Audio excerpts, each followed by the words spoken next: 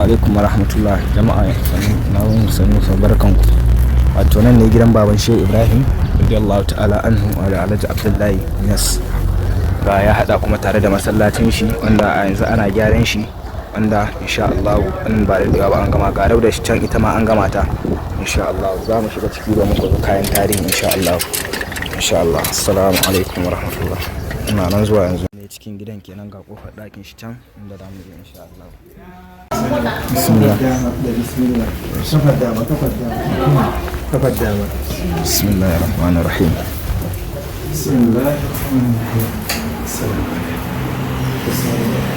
Ɗakin baban Shehu Ibrahim kenan. Assalamu alaikum warahmatullahi. Assalamu alaikum.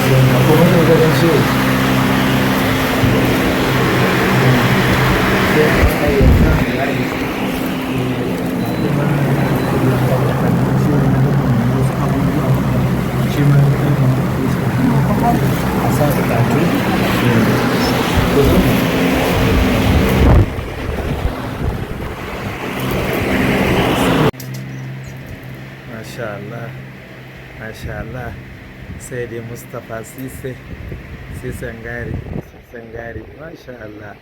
Ya shi ya zo ziyara ɗakin Maulana Sheikh Ibrahim Inyas, ko in ce ɗakin Sheikh Abdullahi kuma ɗakin Sheikh Ibrahim.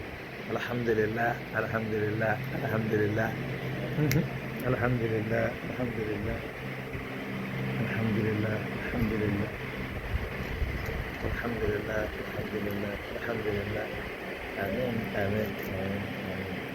Amin.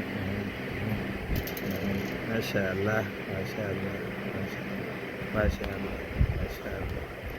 Baban Shehu Ibrahim kenan da dukkan tarihi. Assalamu alaikum warahmatullah. Allah ya kara mana albarkacin su don albarkacin Annabi Muhammad sallallahu alaihi wasallam.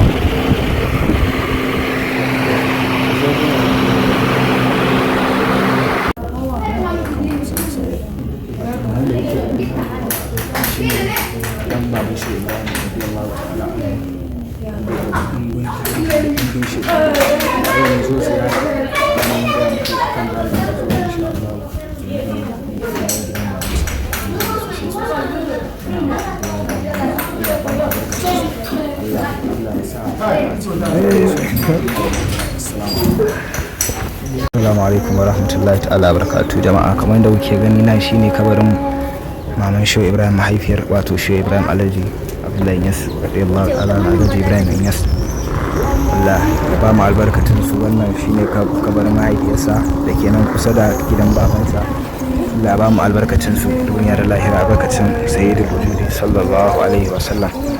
Za mu shiga ciki, za ku gani karin bayani sannan ku bismillah. Nan shi ne ga kofar ɗakin shigan shi, ga kofar ɗakin shiga kenan a ɗakin.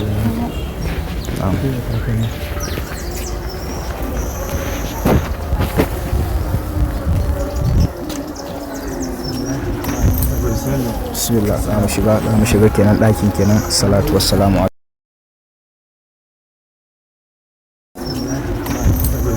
Bismillah, za mu shiga kenan ɗakin kenan. Salatu wassalamu alaikum. Salatu wassalamu alaikum. Kasan shi sai da sa hannun dama a shafa. Bismillah, azum in ta yi zara yake. Bismillah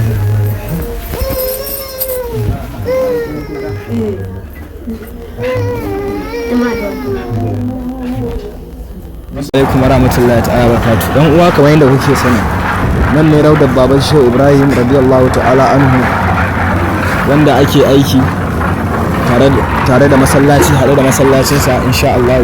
Sai nan ne raudar baban Shehu Ibrahim da kuka sani.